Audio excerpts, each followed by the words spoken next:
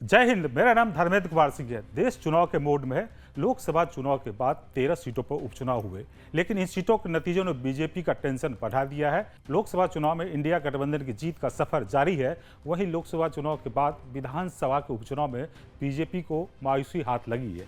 13 सीटों में से सिर्फ 2 सीटों पर जो है बीजेपी को जीत मिली है, जबकि विरोधियों को 10 सीटों पर जीत मिली है। इसके क्या मायने हैं, इस पर बात करते हैं। इंडिया गठबंधन की जीत और बीजेपी को बड़ा झटका, इसके क्या मायने ये बताते हैं। 13 में से 10 सीटों पर इंडिया गठबंधन की जीत हुई है। 13 में से सिर्फ 2 सीटों पर ही बीजेपी की जीत मिली है। इसमें 4 कांग्रेस को जीत मिली है और टीएमसी को 4, डीएमके को 1 और आप को 1।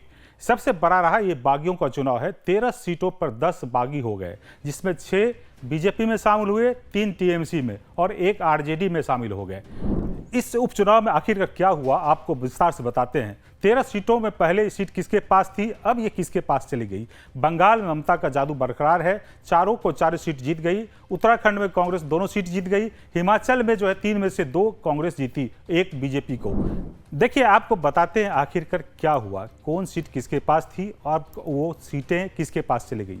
पहले पश्चिम बंगाल की बात करते हैं। 4 सीटें पर चुनाव हुई, जिसमें चारों की चारों सीटें जो है टीएमसी जीत गई। लेकिन इसमें खास ये है कि 3 जो सीटें जीती है टीएमसी, वो पहले बीजेपी के पास थी। बीजेपी के तीनों विधायक जो बागी हो गए, टीएमसी में शामिल हुए, फिर चुनाव हुआ और जो है वो टीएमसी जीत गई।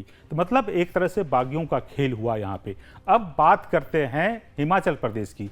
हिमाचल प्रदेश में भी 3 सीटें हैं, उसकी बात करते हैं आपको। 3 सीटें में जो है 3 निर्दलीय विधायक थे, वो बीजेपी में शामिल हो गए। लेकिन आखिर हुआ क्या, 2 सीटें कांग्रेस जीत गई, 1 जो है बीजेपी जीत गई। मतलब एक तरह से बीजेपी को बहुत बड़ा नुकसान हुआ। फिर उत्तराखंड में 2 सीटें हैं, ये भी बड़ा इंटरेस्टिंग है। वहाँ पे बीजेपी की सरकार है, लेकिन दोनों सीटों बीजेपी हार गई। बद्रीनाथ वो सीट थी जिसमें कांग्रेस के विधायक बीजेपी में शामिल हो गए, जिसकी वजह से चुनाव हुआ, लेकिन जीत वहाँ पे आखिरकार कांग्रेस की हुई।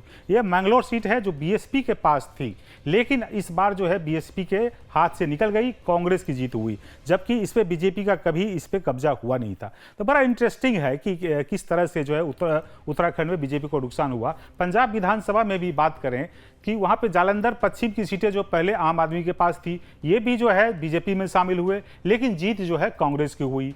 बिहार विधानसभा में जो है बीजेपी प्लस जेडीयू गठबंधन को सबसे बड़ा नुकसान हुआ है। वहाँ पे निर्दलीय की जीत हुई है। वो अब जो है बड़ा एक झटका हुआ। पूर्णिया ऐसी सीटें हैं जहाँ पे निर्दलीय एमपी भी जीते हैं और साथ साथ जो है वहाँ पे निर्दलीय विधायक भी जीते हैं। अब तमिलनाडु में जो वो करीब करीब सीट डीएमके की थी, डीएमके ही जीती। आपको ये जो मध्य प्रदेश की अमरवाड़ा सीट है, ये पहले कांग्रेस के पास थी, ये बागी हो गए, बीजेपी में शामिल हुए और फिर लेकिन बीजेपी ये सीट बचाने में कामयाब हुई। मतलब ऐसा आप समझे 13 सीटों में से 10 सीट बागियों का था। अब समझने की बात है, लोकसभा में बीजेपी को बहुमत नहीं मिला, उसके बाद ये 13 सीटों पे चुनाव हुए। ये जो है शुभ संकेत नहीं है। इसका क्या मतलब है, क्या खतरे की घंटी है? चूंकि महाराष्ट्र, हरियाणा, झारखंड में इसी साल के अंत में चुनाव होंगे। आखिरकार क्या होगा, इसको आपको जो है बताते हैं कि एक तो बीजेपी को सबसे बड़ा झटका लगा, वहाँ पे जो है दूसरा जीव झटका लगा।